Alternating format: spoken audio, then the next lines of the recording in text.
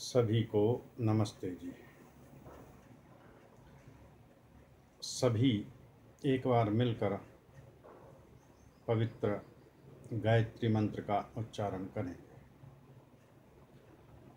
ओम भूर्भुवः स्वः तत्सवितुर्वरेण्यं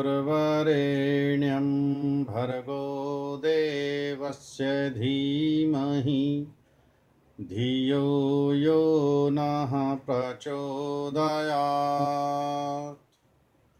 ओम।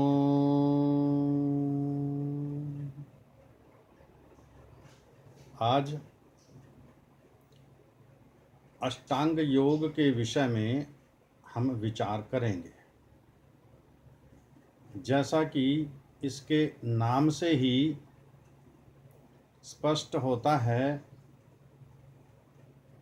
कि जिसके 8 अंग हैं, इस योग के 8 अंग हैं। अष्टांग योग 8 अंगों वाला योग। अब सर्वप्रथम हम यह जानने का प्रयास करेंगे कि यह योग क्या है। वर्तमान काल में प्राय सभी इस योग शब्द से परिचित हैं। यद्यपि आज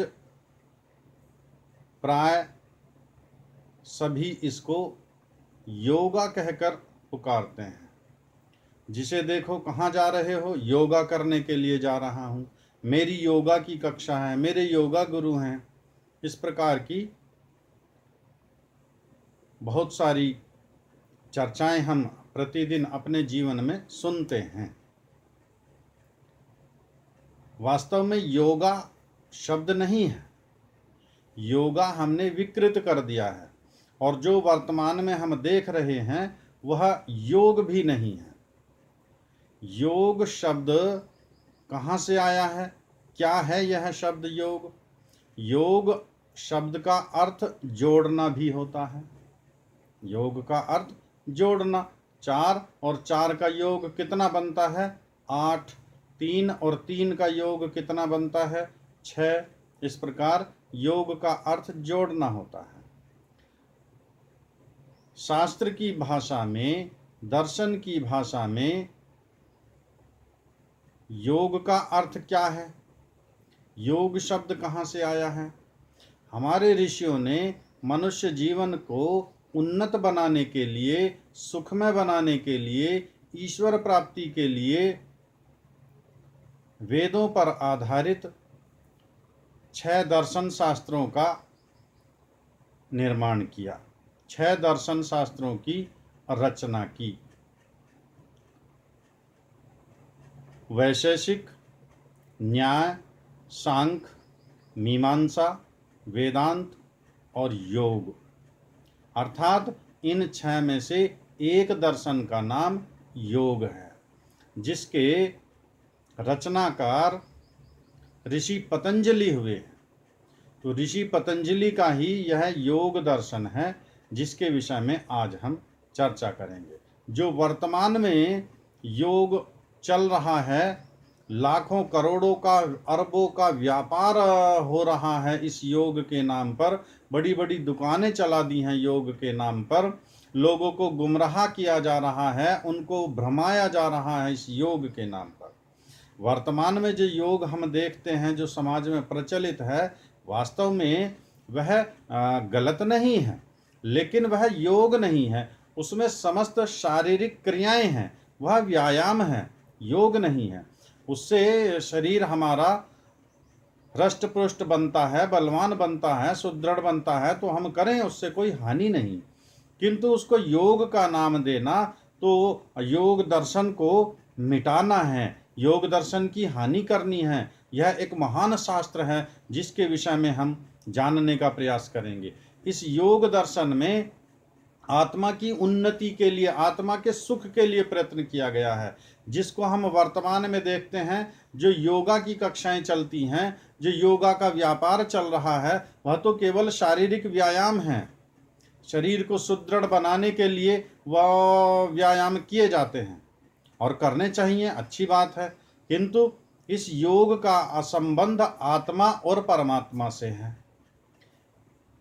जो योग ऋषि पतंजलि ने हमको दिया, उसका अर्थ, उसका भाव, उसका महत्व हमारे जीवन में अत्यधिक महत्वपूर्ण है। अब उस योग का क्या अर्थ है, ऋषि पतंजलि की परिभाषा में ही उसको जानने का प्रयास करते हैं। ऋषि पतंजलि सर्वप्रथम जब अपने योग दर्शन का आरंभ करते हैं तो प्रथम पाद के दूसरे सूक्त में ही इसकी परिभाषा स्पष्ट कर देते हैं। योगास चित्त वृत्ति निरोधः। योग चित्त की वृत्तियों को निरोधने का नाम है, रोक देने का नाम है। अर्थात जब आत्मा का परमात्मा से मिलन कराना है, साक्षात्कार कराना है, मेल कराना है, जोड़ना है, तो उसके लिए हमें क्या करना होगा। ऋषि पतंजलि बताते हैं कि हमारे चित्त अर्थात मन में जो विचार उठते रहते हैं, योगः चित्त वृत्ति निरोधः, 4 शब्द हैं। योग क्या है उसकी परिभाषा बताते हैं कि चित्त अर्थात जो हमारा मन है, इसमें जो विचार उठते हैं, वृत्ति कहते हैं विचार को, अनुभूति को, भिन्न भिन्न प्रकार के जो विचार उठते रहते हैं। अभी मैं अपने मित्र के विषय में सोच रहा हूँ, अगले क्षण मैं अपने स्वयं के विषय में सोच रहा हूँ, तीसरे क्षण मैं अपने व्यापार के विषय में सोच रहा हूँ, चौथे क्षण मैं अपनी यात्रा के विषय में सोच रहा हूँ, अगले क्षण मैं अपनी भूली हुई कोई बीती हुई याद आ जाती है, वो विचार उठा लिया है, उसके विषय में सोच रहा हूँ। इन विचारों को रोक देना और केवल ईश्वर के साथ साक्षात्कार करने के लिए, ईश्वर के साथ जुड़ने के लिए, उसका सानिध्य पाने के लिए, उसको जानने के लिए, उसके विषय में विचार करना, केवल ईश्वर के विषय में ध्यान करना, केवल उसकी उपासना करना, यह योग कहलाता है। चित्त वृत्ति निरोधा अर्थात मन में उठने वाले विचारों को रोक देना और केवल ईश्वर का ध्यान करना, ये योग दर्शन है। ये सब कुछ इस योग दर्शन में बताया गया है। अब ईश्वर को प्राप्ति करने का जो अष्टांग योग का मार्ग ऋषि पतंजलि ने बताया है, जिसके 8 अंग हैं, यम, नियम, आसन, प्राणायाम, प्रत्याहार, धारणा, ध्यान, समाधि, 8 अंग ऋषि पतंजलि ने बताए हैं। इन 8 अंगों का क्रमशः हम पालन करें तो हम ईश्वर के सानिध्य को प्राप्त कर सकते हैं, ईश्वर का साक्षात्कार कर सकते हैं, ईश्वर की कृपा को प्राप्त कर सकते हैं, ईश्वर की विद्या को प्राप्त कर सकते हैं। ईश्वर के समीप चलने का, पहुंचने का ये एक मार्ग बताया हमारे ऋषियों ने। और संसार भर में ईश्वर के समीप जाने का, ईश्वर को जानने का, उसकी कृपा, उसकी दया, उसकी करुणा, उसकी ज्ञान, उसकी विद्या को प्राप्त करने का अन्य कोई मार्ग नहीं है। संसार भर में कोई मार्ग नहीं है। वेद का मंत्र कहता है, वेदाहमेतम पुरुषम महंतम आदित्य वर्णम तम सह परस्तात् तमेव विदित्वाति मृत्युमेति नान्या पंथा विद्यते अनाय। अर्थात जब तक हम उस परमपिता परमात्मा को ना जान लेंगे, तब तक हमारा इस जीवन मरण के चक्र से छूटने का अन्य कोई मार्ग नहीं मिल सकता। है ही नहीं कोई दूसरा मार्ग, केवल यही मार्ग है कि उस परमपिता परमात्मा को हम जाने। जानने का साधन क्या है हमारे पास, उसको प्राप्त करने का साधन क्या है हमारे पास। तो ऋषि पतंजलि ने हमको यह मार्ग दिया योग का, और इस योग दर्शन में उन्होंने 8 अंग बताए, 8 चरण बताए, 8 स्टेप्स बताए। इन प्रत्येक स्टेप्स को 1 बाय 1 एक एक करके हमको अपने जीवन में, आचरण में लाना है। तब हम उस ईश्वर की ओर बढ़ सकते हैं, तब हम उसका साक्षात्कार कर सकते हैं। सर्वप्रथम यम, ये यम भी 5 हैं। इन 5 यमों का हमको पालन करना होगा। यम और दूसरा नियम, ये भी 5 हैं। इन 5 नियमों को हम पालन करें। तीसरा फिर आसन, चौथा फिर प्राणायाम, फिर प्रत्याहार, धारणा, ध्यान और समाधि। इस 8वें अंग पर जाकर ये समाधि है, तब ईश्वर का साक्षात्कार हमको होता है। तो सर्वप्रथम हम यमों पर विचार करेंगे। यम क्या है? ये यम है हमारे दैनिक जीवन में जो हम एक दूसरे से व्यवहार करते हैं, व्यापार करते हैं, समाज में हम अपना परस्पर वार्ता करते हैं, जो भी किसी से हम संबंध रखते हैं, उन सब का हमारा व्यवहार कैसा हो, उन सब से हमारा सामंजस्य कैसा हो, उन सब से हमारी मित्रता कैसी हो, उन सब से हमारा प्रेम प्रीति किस प्रकार बने, इसके लिए 5 यमों का ऋषियों ने विधान किया। तो सर्वप्रथम आज हम प्रथम यम अहिंसा के विषय में चर्चा करेंगे, विचार करेंगे कि यह अहिंसा क्या है। 2 शब्द हैं, एक हिंसा, एक अहिंसा। अहिंसा को समझने के पूर्व हिंसा को समझना होगा कि हिंसा क्या है। हिंसा है मन, वचन अथवा शरीर से किसी को अकारण कोई कष्ट देना, सताना, प्रताड़ित करना, यातना देना, कष्ट देना, मारपीट करना, अपशब्द बोलना, अपमान करना, ये सब हिंसा है। हम 3 प्रकार से कार्य करते हैं, मन से, वचन से वाणी के द्वारा अथवा शरीर के द्वारा। इन्हीं तीनों में हम इस हिंसा का प्रयोग करते हैं या नहीं, कहीं हम हिंसा तो नहीं करते हैं। इस पर हम विचार करें, कहाँ कहाँ हम हिंसा करते हैं, किस कारण से हिंसा करते हैं, किस परिस्थितियों में हम हिंसा करते हैं, दूसरे को कष्ट क्यों देते हैं, उसका कारण क्या है। 3 प्रकार के हमारे मन, वचन व शरीर से जो कार्य करते हैं वो 3 प्रकार के कार्य होता है। एक कार्य होता है कृत। प्रथम कार्य कृत, जिसको हम स्वयं करते हैं, ये कृत कार्य कहलाता है। किसी को भूखे को भोजन देना, प्यासे को पानी देना, निर्धन, असहाय, निर्बल, दुर्बल, दीन जन की रक्षा करना, उसकी सेवा करना, अथवा किसी का अहित करना, किसी को अपशब्द बोलना, किसी को दुख देना, किसी को कष्ट पहुंचाना, ये हम स्वयं करते हैं तो ये कृत कर्म कहा जाता है। और दूसरा होता है कारित। प्रथम कृत कर्म जो हम स्वयं करते हैं, अच्छा या बुरा दोनों प्रकार का। दूसरा कारित, हम स्वयं नहीं करते हैं, कराते हैं। अपने पुत्र से कराया, मित्र से कराया, सेवक से कराया, पड़ोसी से कराया, किसी से भी कराते हैं। एक बच्चे को हमने प्रोत्साहित किया, जाओ बेटा ये भूखा व्यक्ति बैठा है, जाओ इसको भोजन दे करके आओ, जाओ ये प्यासा व्यक्ति है इसको पानी दे करके आओ, देखो एक वृद्धा सड़क किनारे खड़ी है, तुम जाओ उसको हाथ पकड़ करके उसको सड़क पार कराओ। या बच्चे को हमने गलत उपदेश कर दिया, किसी बच्चे को, छोटा बच्चा अबोध बच्चा है, जाओ उनको एक कंकर मारो, जाओ उनको गाली दे कर का आओ। इस प्रकार का जो दूसरे से हम कार्य कराते हैं ये कारित कहलाता है।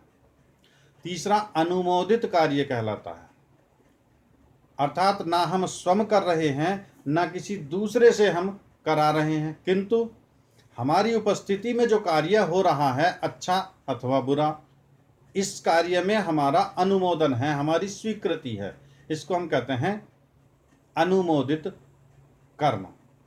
इन्हीं तीनों प्रकार से हम हिंसा तो नहीं करते हैं, इस पर हमको विचार करना है। हम देखते हैं एक दुष्ट व्यक्ति दुर्बल को सता रहा है, एक गरीब व्यक्ति है, छोटा सब्जी बेचता है, एक दुष्ट व्यक्ति आया, सब्जी खरीद ली, उसका जो मूल्य है, जो उसका कीमत है, वो उसको नहीं दे रहा है, उल्टा उसको धमका रहा है, वह गरीब गिड़गिड़ा रहा है, अपने पैसे मांग रहा है। हम यदि चाहें तो उसको हम रोक सकते हैं, उसके पैसे दिलवा सकते हैं, अथवा उसको सब्जी लेने से रोक सकते हैं, किंतु हम कुछ नहीं करते हैं, बैठे रहते हैं, देखते रहते हैं। ये तो चलता रहता है समाज राष्ट्र में, सब ऐसे ही चलता है। तो यहाँ पर हमारा अनुमोदन है, उस कार्य का हमने स्वीकृति दी है, अर्थात हमारी उपस्थिति में जो कार्य हो रहा है, यदि हम सक्षम हैं तो हमें वह रोकना चाहिए, और यदि हम सक्षम नहीं हैं तो हमको वह स्थान छोड़ना चाहिए, उस स्थान से हम हट जाएं। हमारा अनुमोदन तो ना हो, हमारी स्वीकृति तो ना हो। हमारी स्वीकृति में, हमारे अनुमोदन में यदि हिंसा हो रही है तो उसका दोष हमको लगना है। ये हिंसा होती है। इन तीनों प्रकार से जब हम दूसरे को कष्ट देते हैं तो ये हिंसा है। और किसी को भी हम कष्ट ना दें, सर्वदा सर्वथा सब प्राणियों से वैर भाव छोड़ करके, मनुष्य की बात नहीं करते, समस्त प्राणियों की, पशु हो, पक्षी हो, जीव हो, जंतु हो, कोई भी है, किसी को अकारण कोई कष्ट नहीं देना है। क्यों सताना है दूसरे को? तो ये अहिंसा हो गई है। उसी का हमें अपने दैनिक जीवन में पालन करना है। हमें ईश्वर का साक्षात करना है, हमें ईश्वर की विद्या प्राप्त करनी है, हमें ईश्वर का सानिध्य प्राप्त करना है। तो प्रथम नियम में सर्वप्रथम अहिंसा, इसको हमें पालन करना होगा, अपने जीवन में धारण करना होगा। हम कई बार छोटी छोटी बातों पर मित्रों से लड़ते हैं, परिवार में भाई बहनों से लड़ते हैं, माता पिता को अच्छा बुरा हम कह बोल देते हैं। ये सब हिंसा है, इन सबको रोकना होगा। मित्रों से प्रेम पूर्वक व्यवहार करना होगा, संतानों से प्रेम पूर्वक व्यवहार करना होगा, परिवार में भाई बहन, माता पिता, पड़ोसी, संबंधी सभी से प्रेम पूर्वक व्यवहार करना होगा। अकारण किसी को कोई कष्ट नहीं देना है। ये हिंसा 3 प्रकार से होती है। जो हम दूसरे के साथ लड़ाई झगड़ा, मार पीट, किसी को कष्ट देना ये करते हैं तो उसके 3 मुख्य कारण हैं। सर्वप्रथम लोभ के कारण, जहां पर कोई वस्तु हम अनैतिक तरीके से प्राप्त करना चाहते हैं, उसके लिए, उसका हमारे मन में जो लोभ उत्पन्न हो जाता है, उसके लिए हम हिंसा करते हैं, अर्थात दूसरे को कष्ट देते हैं। किसी से कोई वस्तु छीन लेनी है, उसके साथ में मारपीट करके, और वो वस्तु हमने छीन ली है, तो जो उसको हमने मारा पीटा, अपशब्द कहे, यह सब हिंसा तो हुई। किस लिए? कि उसके पास जो धन था उसको हम छीनना चाहते थे, उसके पास जो वस्तु थी उसको हम लेना चाहते थे, उसका मोह था हमारे अंदर, तो इसलिए हमने वह वस्तु उससे छीन ली। इस लोभ के कारण यह हिंसा होती है। दूसरा इसका कारण मोह है। लोभ और मोह में थोड़ा सा अंतर है, इसको स्पष्ट समझने का प्रयास करेंगे। प्राय हम इनका एक ही अर्थ लेते हैं कि लोभ मोह एक ही बात है, लेकिन नहीं, लोभ और मोह में थोड़ा सा अंतर है। लोभ उस वस्तु का किया जाता है जो हमारे पास नहीं है, अर्थात जो हमको प्राप्त करना है, और जो वस्तु प्राप्त करने के लिए हम अनैतिक, अनियंत्रित, अमर्यादित आचरण का व्यवहार करते हैं, यही लोभ कहलाता है। मोह उस वस्तु का होता है जो वस्तु मेरे पास है, मैं उसको किसी को देना नहीं चाहता, यह मोह कहलाता है। और वह वस्तु मेरे पास रहे, इस वस्तु को कोई ले ना जाए, कोई छीन ना ले, कोई मांग ना ले, उसके लिए मैं दूसरों को कष्ट देता रहता हूं। नहीं, मेरे भूमि का ये टुकड़ा मेरा है, इसको कोई हाथ नहीं लगाएगा, यह गाड़ी मेरी है, इसको कोई हाथ नहीं लगाएगा, यह पुस्तक मेरी है, इसको कोई हाथ नहीं लगाएगा, क्यों छेड़ी तुमने ये पुस्तक, क्यों गंदी की तुमने ये पुस्तक। यह मोह का कारण है, इसके कारण भी हम हिंसा करते हैं। तीसरा कारण है क्रोध। क्रोध के कारण भी हम हिंसा कर जाते हैं। जब हमारे मन के अनुकूल, हमारी अपेक्षा के अनुकूल कार्य नहीं होता है, तब हमको क्रोध आता है, उत्तेजना आती है, उसके कारण हम दूसरे को फिर कष्ट देते हैं। तो इस क्रोध पर भी हमको नियंत्रण करना होगा, इस क्रोध से भी हमको बचना होगा, ताकि हम तीनों प्रकार की हिंसाओं से बचते रहें। किंतु इस हिंसा का अर्थ ये नहीं है कि एक दुष्ट व्यक्ति हमको अकारण सता रहा है, हम उसका भी विरोध ना करें और हम हथियार डाल दें। इस राष्ट्र की परतंत्रता का एक मुख्य कारण यही रहा कि हमने इस अहिंसा की गलत परिभाषा ली। इस अहिंसा का अर्थ है कि अकारण किसी को कोई कष्ट नहीं देना है। जहां पर कारण उपलब्ध हो तो चाहे हजारों लाखों व्यक्तियों की हत्या करनी पड़े तो भी हम उनकी हत्या करेंगे। यह वेद का आज्ञा है, वेद का आदेश है, यह ईश्वर की आज्ञा है। इंद्रम वर्धंतु अप्तुरः कृण्वन अपघ्रंतो अरावणः कृण्वन्तो विश्वमार्यम। वेद तो स्पष्ट हमको संदेश देता है कि जो सज्जन व्यक्ति हैं, जो विद्वान व्यक्ति हैं, जो सत्पुरुष हैं, उनका हम वर्धन करें, उनका हम सहायता करें, उनकी वृद्धि में हम सहायक बने, उनकी हम रक्षा करें, उनका हम संरक्षण करें। लेकिन जो दुष्ट व्यक्ति हैं उनका हम संहार करेंगे और श्रेष्ठ व्यक्तियों को हम बढ़ाएंगे और संपूर्ण विश्व को हम श्रेष्ठ बनाएंगे, आर्य बनाएंगे। ये वेद की आज्ञा है। इस वेद की आज्ञा को हमने जाना नहीं और महात्मा बुद्ध की अहिंसा हमने पढ़ ली और हमें पढ़ा दी गई, तो हमारे मन मस्तिष्क में अहिंसा की गलत परिभाषा पहुंच गई। अकारण किसी को कष्ट नहीं देना है, यह अहिंसा है। तो लोभ, मोह और क्रोध के कारण जो हम हिंसा करते हैं अपने स्वार्थ के लिए, उस हिंसा को रोकना है, उस हिंसा को नहीं करना है। अकारण किसी को कष्ट नहीं देना है। यह हिंसा अनेक प्रकार की होती है।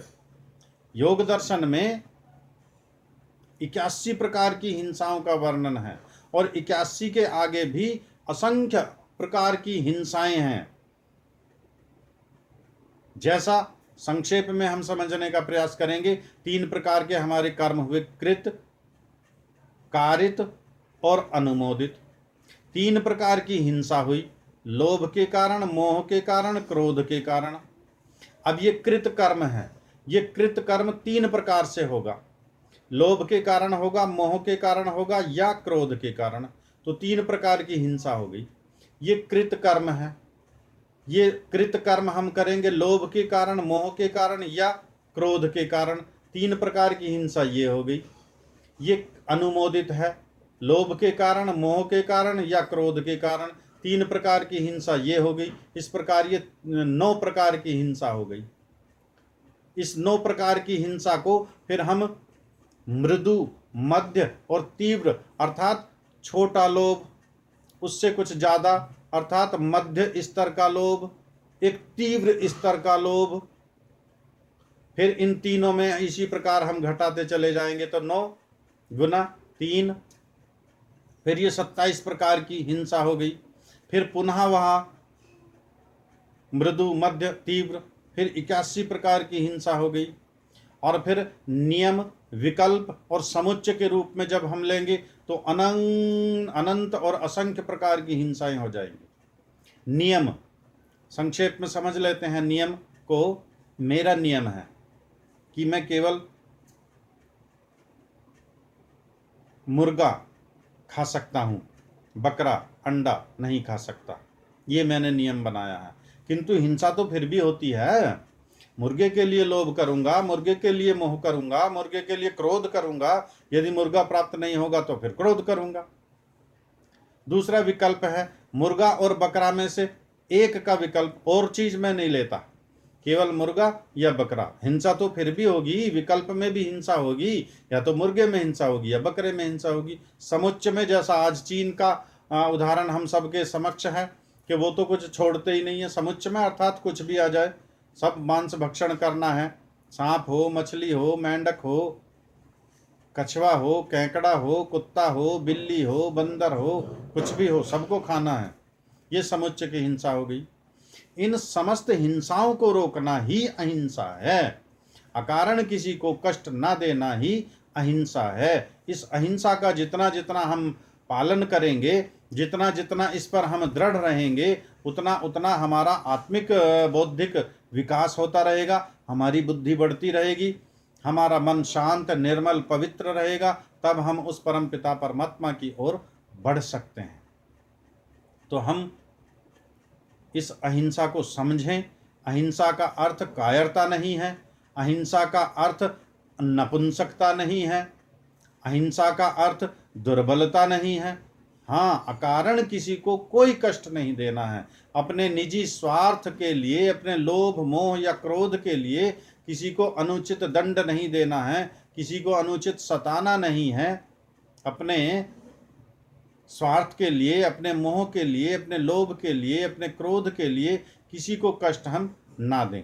इस प्रकार की अहिंसा का हम पालन करते हुए तब हम ईश्वर के सानिध्य पाने के पात्र बनेंगे, उसकी विद्या को प्राप्त करने का हम पात्र बनेंगे, उसकी कृपा, उसकी दया को प्राप्त करने का हम पात्र बनेंगे। यह तो प्रथम हमारा सोपान है, एक कदम है, पहला कदम हमने ईश्वर की ओर बढ़ाया है। तो सर्वप्रथम हमको अपने जीवन में यह सब कुछ धारण करना होगा, अपने आचरण में, अपने व्यवहार में इस प्रकार का हमको नियंत्रण करना होगा। यही अहिंसा की योग दर्शन के अनुसार, ऋषि पतंजलि के अनुसार परिभाषा संक्षेप में हमने चर्चा की। आप सभी से अनुरोध है कि आप इस वीडियो को अपने मित्रों में, अपने संबंधियों में, अपने परिचितों में शेयर करते रहें, ताकि इस परिभाषा का सभी को लाभ मिल सके और इस वेद विद्या के प्रचार प्रसार में आप भी निमित्त बने और आप भी पुण्य के भागी बन सकें।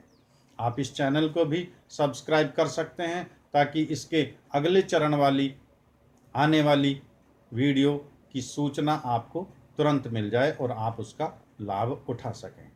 कल अगले वीडियो में दूसरे यम सत्य के विषय पर चर्चा करेंगे। आप सभी का बहुत बहुत धन्यवाद। सभी को नमस्ते।